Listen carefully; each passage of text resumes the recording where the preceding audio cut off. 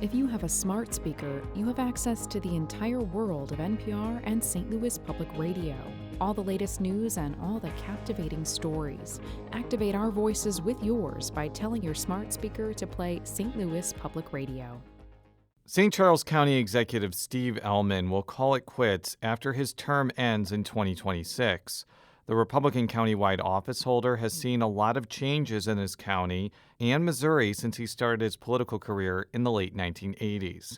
And on the latest episode of Politically Speaking, Ehlmann details why some of those changes haven't been good ones. Let's hit the music. This is Politically Speaking, the definitive show about politics in the St. Louis region. I thought this was an opportunity to have a new voice in that seat. And the decisions I make in county government allows me to help people in large groups, and I enjoy it. We're not using it as a wedge issue. We're using it more as a, what's right for the region conversation. We need to know what the issues are in our communities in order to address them. Because people want to see change, and they want to see a St. Louis that works for everyone. Some days I need the credit, most days I don't, but most importantly, I have to be able to control how this environment is going to evolve. We knew that in races that have multiple candidates, the only way you win is in the streets.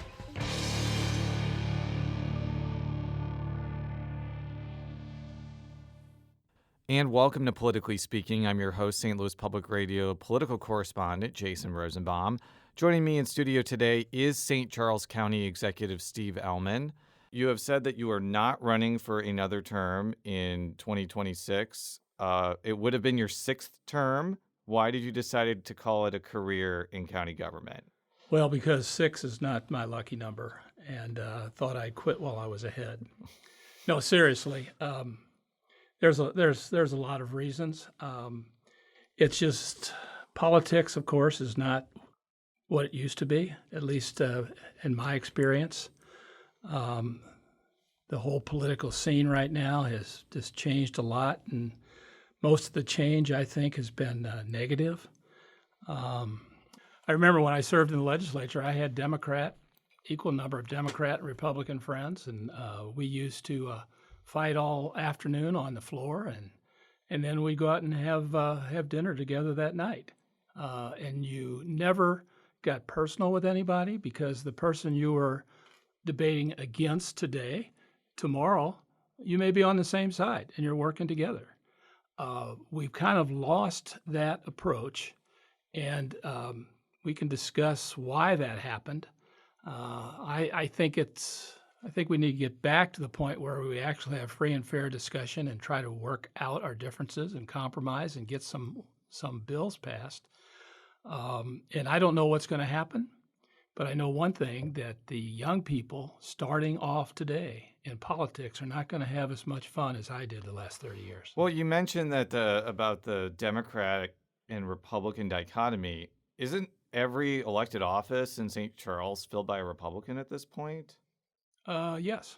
Okay, so what are the dividing lines in St. Charles politics, just between more quote-unquote moderate Republicans and just ultra-conservatives at this point? Well, and again, remember, I'm involved in regional issues, and the problems that I'm talking about that we didn't have in Jefferson City when I was there, to an extent we do have today on regional issues, and I'm down at East-West Gateway, and again, it's getting more and more difficult to compromise down there, because you have people from the extreme left and some people from the extreme right.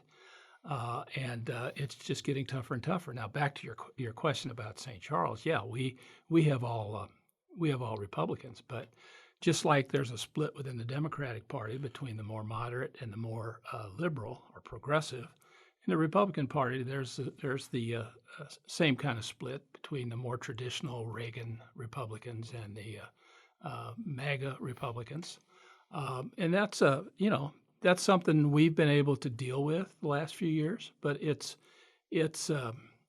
just a different attitude. And I don't know if you've seen any of our meetings. The time I've been in office, I've always been open to free and fair debate. I've always listened to people who want to come in and complain about something I've done or tell me what I need to do.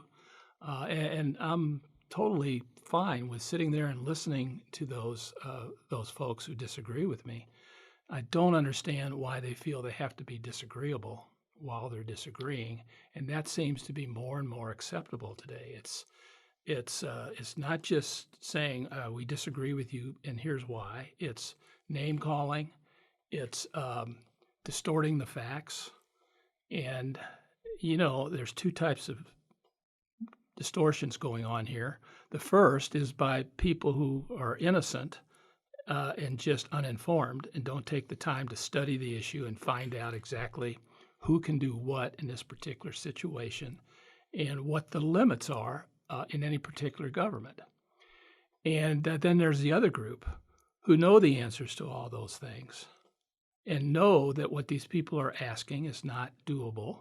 But yet they demagogue it and encourage those people, even though what they're saying is either not true or not something that we can actually deal with.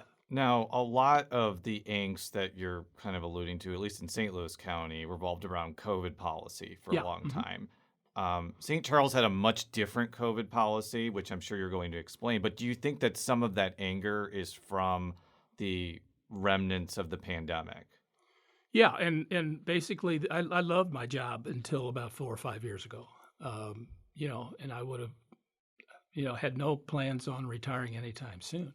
But starting with the pandemic is when things really started to sour a lot.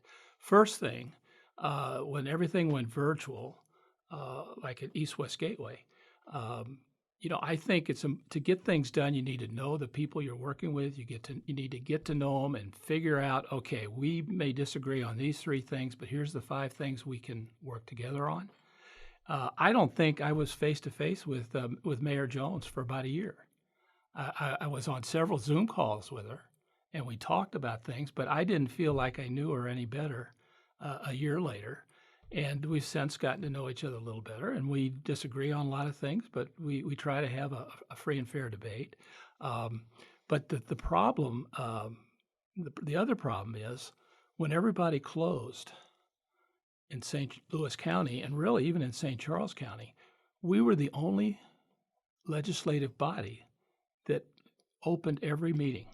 I think we limited the number of people at the first 2 meetings, but then we just started letting anybody who wanted to could come in. What we ended up with was you couldn't. Jeff City was closed. All the cities were closed. All the school district boards were closed meetings. What we ended up with for about almost 2 years was anybody who had a gripe about anything showed up at our meetings.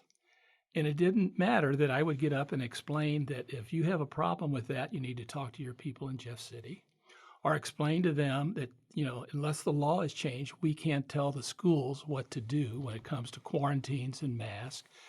But it just seemed that people were just there to complain, and we were the convenient place to do it. And again, it just got way too personal. And I don't know exactly when all that became acceptable, but I'm just afraid if that continues, you're going to get a situation where reasonable people who have a good job and a nice family and plenty of friends and who just want to give back a little bit, they're going to join some not-for-profit. They're not going to run for office, and the only people going to run for office are the people on the extreme right and extreme left that want to sit up there and listen to people call them names the way they're doing it now. So you are one of the unique people in Missouri politics who has been part of the state legislative branch. I think you were in the House and the Senate. Mm-hmm. You were also part of the judiciary because you were an associate circuit judge. Right. And then you were also in at least the local executive branch Mm-hmm. in St. Charles County since 2007. I could ask, how are those 3 things different? But I think we all know that all those experiences are different. So aren't you going to ask me which one I like the best? Oh, well, yeah, okay. Which one did you like the best before I get to my next question? I used to say that I like the executive branch the best because you can do whatever you want until a judge tells you to stop. Uh-huh. Which is what the Supreme Court told the president today on forgiving the student loans. Yeah. So that's what I used to say, but that was somewhat a facetious answer. I just, I was a judge, and it was an interesting job to an extent. But I gave up 5 years of a 6-year term and went back and became director of administration. And people asked me why, and I gave them several different excuses why I wanted to do that. But one of my colleagues said, "Steve, why don't you just admit it? You'd still rather be a player than an umpire." Mm-hmm. And that's kind of what it was. I was a judge there. I was sitting there sentencing people to prison, and I'm reading their life history, and realizing, boy, this person really didn't have much of a chance. I mean, he got 3 chances, but his home life was so terrible. I just wanted to get back where you could actually do something and make a difference. We've tried to do that in St. Charles County the last 16 years. I guess we've done a pretty decent job because people are still moving there. And at the last election, people asked me, "So what do you want? Why do you want to run again? What do you want to do?" And I said, "I just don't want to mess anything up. I want to keep us going." I said, "But what I do want to do, if I can get elected one more time, what I do want to do is we got to get this region moving, because eventually everybody who wants to move to St. Charles County from the rest of the region will do it, and then we'll be no growth too." We grew 13% in the county. The region only grew 1.3%. Yeah, that was going to be, so say, in 2007, what was the population of St. Charles County off the top of your head? Well, I don't know, 300,000. Okay, and what is it now? 415. So it has grown by probably a larger percentage of any county in Missouri during that time period. Yeah. Maybe Christian County, if you use percentage. Of the large counties, it's by far grown the most. Why do you think that it was an attractive place for people to move? Two reasons, and it's been growing since I was a kid. I was born in 1950, and that's about the time that St. Charles started to grow. In 57, they built a new bridge, and more people came. But they started coming then, and they still come today for 2 reasons. Good schools, public and parochial, good schools, and safe neighborhoods. If we ever quit having good schools, or we ever start having unsafe neighborhoods, people will go somewhere else. And I think it's that simple. As far as the schools are concerned, I don't know if you noticed the rankings that came out a few months ago based on the MAP scores and everything. And Francis Howell and Fort Zumwalt actually jumped ahead of Parkway and Rockwood, which I think is a tremendous achievement. I don't know. I think it's partially because we're doing a good job. Maybe it's because Parkway and Rockwood didn't have in-school instruction, and we did for the kids who could and wanted to be there. And as far as the crime is concerned, we have the lowest crime rate in the region, about 16%. Even Jefferson Franklin are up around 20. And of course, St. Louis County, I think, is at 38, and St. Louis City is just off the chart. Now, we've talked about this before, but I think there's a perception that St. Charles County is like this homogenous place where everybody is wealthy or well-to-do or white. I think that is a very shallow reading of things. First of all, 120 years ago, I think the African American population was about 10%, and those people stayed. We didn't have a lot of additional. The movement after World War I, from Mississippi, Arkansas up to St. Louis, that particular migration. We didn't have a lot of that come to St. Charles, and then for about 30 years, St. Charles didn't grow at all. With it coming of the interstate and people start moving, it grew, but it was primarily whites that moved. And so instead of 10%, we went to 5%, and then 4, 3. I think we got as low as 2% 20, 30 years ago. Now we're up around 8 or 9% again. And it's if you look at the last 3 or 4 census, every time we're growing. And I think the minority populations that moved to St. Charles are moving there for the same reason I just talked about. They want their kids to go to good schools, and they want to be in safe neighborhoods. They don't want their car being stolen, and they don't want their kids being worried about their kids walking home from school.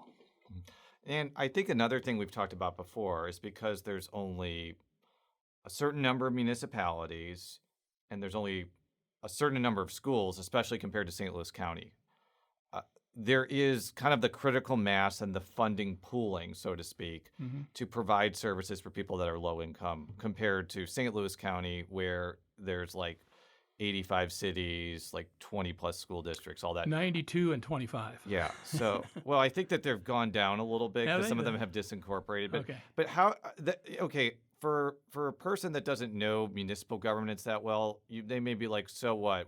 What difference does that make? But it clearly does make a big difference. Makes a gigantic difference. We are number one in average or median income, I think. Number one in the state. St. Louis County is right behind us. I mean, it's not really much of a difference on the median income. The difference is St. Louis County has the extremes of the very rich and the very poor. We have very few very rich people, and we have very few very poor people. We've got moderately rich and moderately poor, and we got a whole bunch of people in between. Instead of 90 or however many municipalities, we've got 6 major cities or 5 major cities. We got 2 or 3 that could become major cities someday.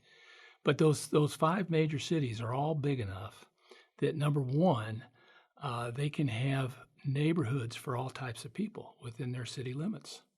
So unlike St. Louis County, where all the poor people tend to live in one part of the county and the rich people elsewhere, we have these cities, and each city has its share of poor, rich, and a lot of people in between.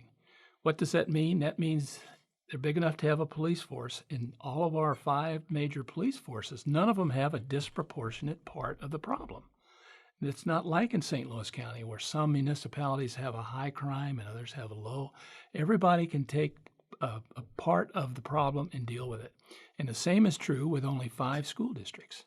Those 5 school districts, because we are dispersed the way we are, every one of those districts has some very, very high-performing schools, and every one of those school districts have a couple schools that are having problems. But they've got the resources then to help the schools that are having problems, and you don't have situations like you do in St. Louis County where you have 95% of the kids on free and reduced lunch, and to the extent that those poor kids tend to have more problems and need more help, the schools are just overwhelmed. And mainly like North St. Louis County schools absolutely. Is what you're talking about there. Now, we talked about regionalism, and I think another criticism of St. Charles County is that St. Louis and St. Louis County participate in taxing jurisdictions to fund, the zoo, the History Museum, all those sort of things, and also Metrolink. But St. Charles County, particularly the voters, because to be fair, the voters would have to actually vote for this. They haven't participated in this, even though they're getting the benefits of some of the amenities of the St. Louis region. Do you think there will come a point, maybe after you're out of office, where St. Charles County directly contributes financially through taxes to some regional endeavors like Metrolink or the Zoo Museum District? I don't see Metrolink. I don't see us being part of that, but we already, and this was passed the last year I was in the Senate. We passed the bill for the Regional Parks Initiative. Which I think is Great Rivers Greenway. Great Rivers Greenway. We have 3 members on that board. We have now for 23 years. Bernie Dubray, who's the superintendent of Fort Zumwalt's one of our people that's on it. But yeah, we've been paying taxes into that. We've got a lot of trails. We've worked with them on a lot of different things. And the last time, of course, the whole issue with the zoo came up a few years ago, and they tried to get the legislature to go ahead and authorize a tax. And they couldn't get the legislators in St. Charles County to agree to that. So we really weren't in a position where we could make that choice of sending it to the voters, and the voters could then make the final decision. But what we did do is, in anticipation that they might, we did some polling. And we found out that if we'd put something like that on the ballot, it probably would not have passed, to pay into the fund that supports the facilities that are in St. Louis City and County.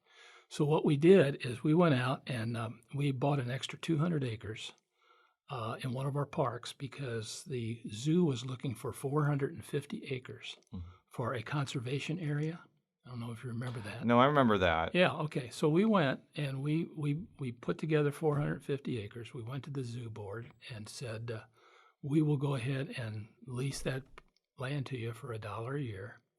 And we've got $1 million of additional park revenue that will contribute to maintaining it if you will go ahead and put your conservation area there. And they said, no thanks. They went to North County instead. They went to North County and paid $7 million, I think, for 450 acres there.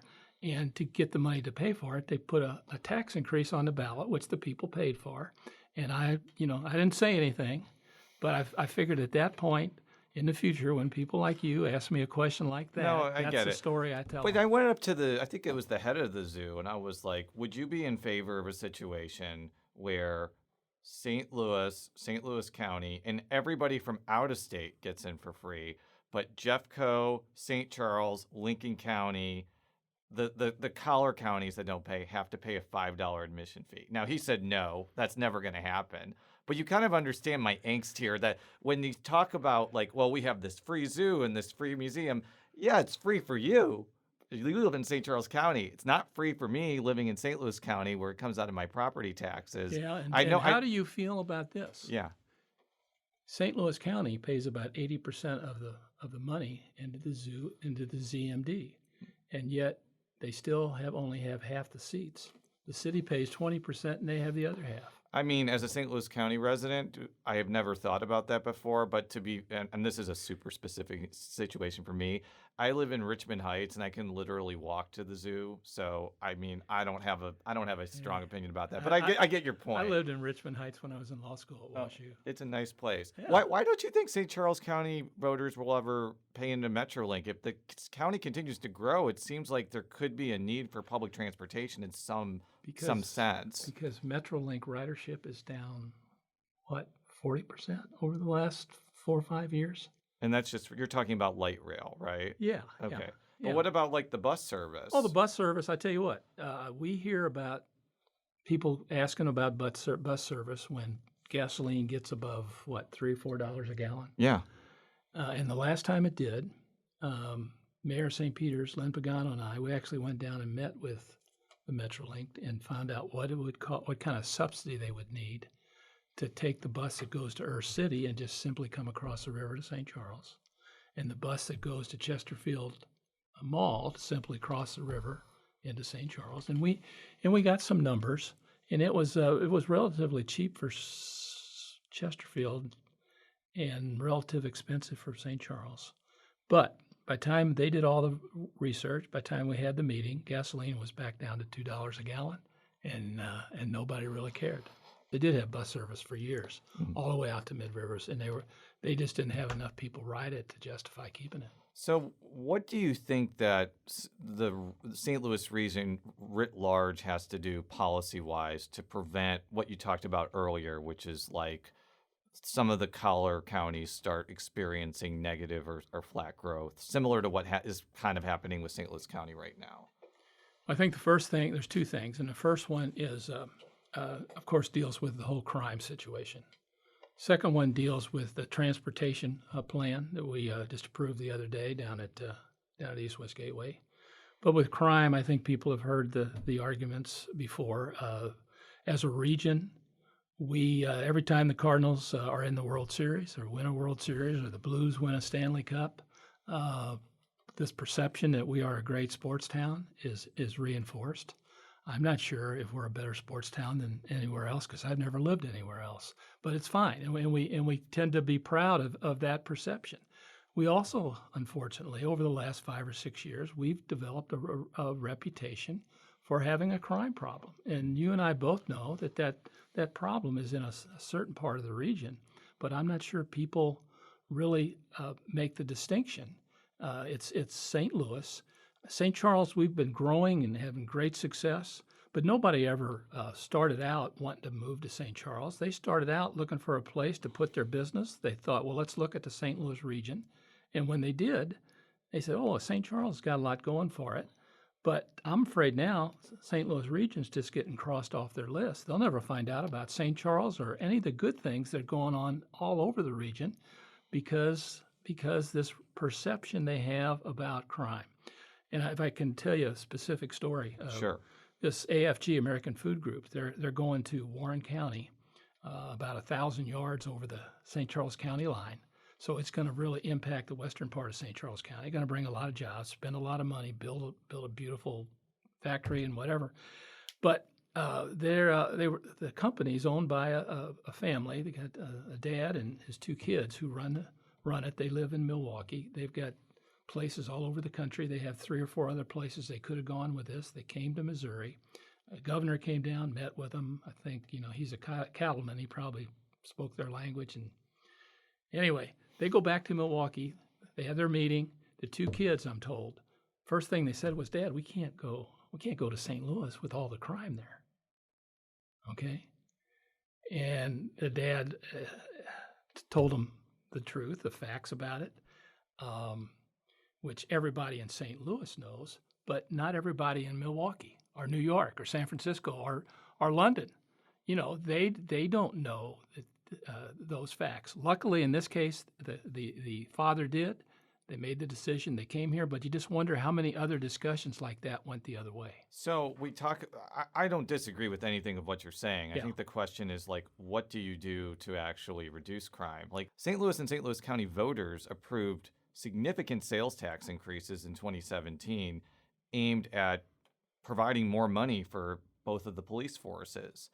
And as somebody who lives in St. Louis County, and the tax, I think, is a lot more significant in terms of the amount of money it brings in, I just haven't seen much impact with that. And I haven't seen much impact in the city because a lot of Republicans are like, well, you can't reduce money to the police because, quote unquote, defunding the police is going to make things less safe. Well, in those 2 jurisdictions, you could argue the opposite was done, and it hasn't really worked either. But you're looking at the funding. Yeah. The funding has increased.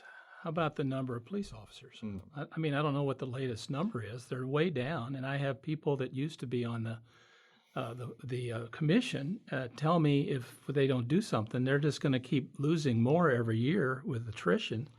And again, I mean, that's something that I don't know. I mean, the people that were elected said they were going to do things like that, and they got elected, they got reelected. What do we need to do? Well, I mean, I did a piece in the Business Journal back in September and suggested 4 or 5 things that needed to be done. And if the city itself didn't change, then I thought the legislature needed to step in. And for the first time, and I've been trying to encourage the legislature to at least start a debate. This year, at least they had a debate, okay? Now, they didn't do anything in the end. That's fine. That's fine because the Attorney General, of course, did what he did. And you know the whole story. Kim Gardner, we don't know to go, but I don't think anybody anymore thinks that that was a bad thing to put Gabe Gore in her place. And I think he's going to do a super job. He's the real deal. I hope he runs. I hope he gets elected. But at least in the short run, you're going to fix that problem. Now, the police, maybe the new chief will come in, give him a year. I'm a local, I believe in local control. I'm a local elected official. I want the city to go ahead and fix its own problems. But if the city doesn't fix its own problems, its reputation is hurting all of us, and I want the people in Jeff City to step in. Do you think that part of the problem with recruiting is that police officers want to work in municipalities, not only in St. Charles County, but also St. Louis County, which probably pay better than the St. Louis City Police Department, the St. Louis County Police Department, but also just may be less dangerous? Yeah, I think you're right. I'll add another factor to it. Police officers like working in St. Charles County because they know our citizens support them. Our citizens are not naive. They understand police can make mistakes like everybody, but they support them. They help them when they can. They go and testify at trials when they have to, and the police know that the people are behind them. And I think that's got to, if you have that kind of job, that's got to make a big difference. Mm-hmm. And I just don't understand, some of the attitudes of in some of the neighborhoods. And,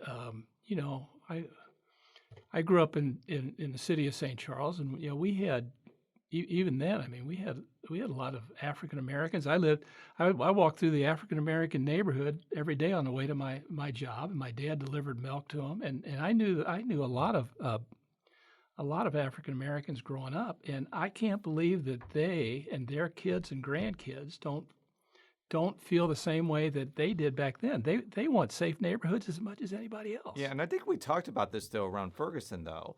Like, there were a lot of cities in St. Louis County which had police forces where they were clearly trying to bilk residents for revenue, and they clearly weren't well trained compared to other departments, maybe in St. Charles County or even St. Louis County Police.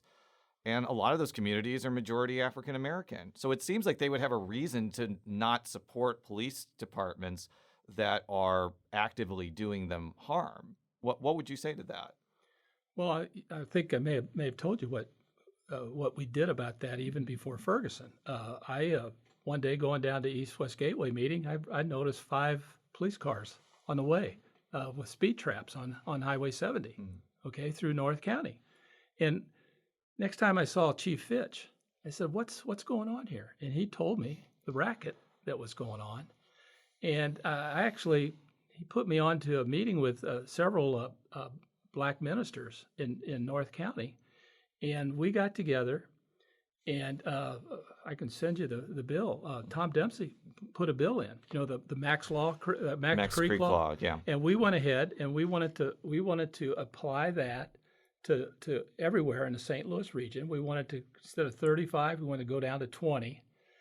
We ended up, had to compromise. We got it applied to the region, but instead of going down to 20, we had to go, I think, to 25 or something like that. Are you talking about in 2015? Yeah, this is even before. Yeah. And then when Senate Bill 5 went ahead and actually went all the way to 10. I think it was 12.5. It was 10 in St. Louis and 20 elsewhere. It was 12.5% in St. Louis County, but 20 elsewhere. Yes, and the cities went to court, and the court said, yeah, you can't discriminate against St. Louis municipalities. So now it's 20. So anyway, yeah, that, and I remember one of the pastors and I went down and talked to Tony Messenger and the people at Post-Dispatch, and they wrote a nice editorial about it, helped us get it through. But until Ferguson, again, it just didn't get the attention that it deserved, and it was a racket. It was just a way to make money instead of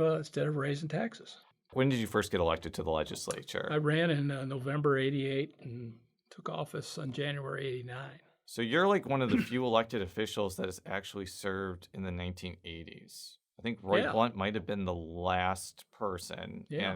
So I think the answer is a lot has changed, but give me a sense of like some of the big things that have changed in Missouri politics from that point to now. Well, what people don't understand is that the populace, the Missouri voter hasn't really changed. What changed is, and this is when I was after I went to Jeff City, and people would want to run after that, or they'd get elected, and they say, "How do I prepare?" I tell them to get a good history of Missouri during the Civil War, because you really couldn't understand Missouri politics in 1989 unless you knew something about the Civil War. Because what you had, when I got up there, I found out there were conservative Democrats from the Boot Hill and from Little Dixie and south of Kansas City, the Burnt District, where the Union Army ran everybody out during the Civil War. There were Democrats representing those areas that were way more conservative than I was. Yeah. Okay. And why did people elect Democrats? Well, it went back to the stories they heard growing up from their grandparents and their great-grandparents about how terrible it was, and these Republicans were the ones who burned our homes down. And so anyway, yeah, we had the population was just as conservative then, but it elected the conservative elected, half of them were Republicans from suburban areas, and the other half were Democrats from rural areas, and that's what's changed. That finally, the people in the rural areas who started off maybe voting for Reagan was the first Republicans they ever voted for. Then in a few years, they were voting for people like John Ashcroft and maybe Jack Danforth or whatever. But they were still voting for senators and reps who were conservative Democrats, and they were conservative. They really were conservative. And the Democratic Party the caucus had a tough time having the diverse elements that it had. But that's the only thing that changed.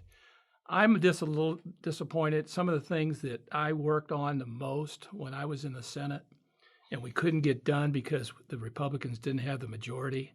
I thought when we took over, we would do some of those things, and we haven't. Like what? Like education in the city. Mm-hmm. I mean, we worked on the DSEG plan. We sent a whole lot more money, and there's a lot nicer schools now, and everybody's getting the books they need to get at the right time and place, but the test scores haven't gone up. And I think, I think there's additional things that need to be done. I think we need to have better teachers. I think we need to demand more of our teachers. And it just seems to me like the Republicans, who are mainly suburban and rural, have just kind of said, well, the city's getting their money. We're not worried about it anymore. There will probably be a 900-way Republican primary to replace you. What advice would you have for the eventual winner of that primary? Because even though I think the county has Democratic areas, I think it's pretty safe to say that your successor is probably going to be a Republican. What would kind of be your advice for whoever ends up replacing you? Well, if my staff is all still around 3 years, 6 months, and 1 day from now, first thing I would tell them is keep my staff. They've got the institutional memory. I know they won't. My assistant, who's been with me since 1989, with a 8-year hiatus while I was a judge, and she was Senator Gross's assistant. She's been with me since '89. She's her last day is Monday. I don't know how we're going to replace her.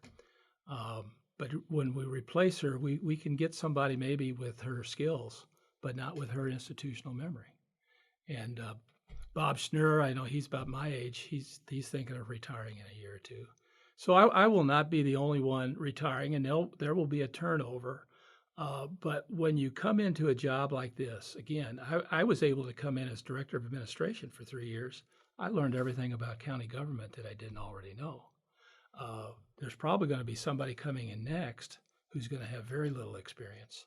They're going to have to rely on the people that are there, and I'm going to try to leave them with as good or better a group of staff than I had when I first got there. Thank you so much for joining us today. Politically Speaking is a product of St. Louis Public Radio, which is a part of the University of Missouri-St. Louis. You can read all of our stories at STLPR.org. I'm Jason Rosenbaum, and thank you for listening.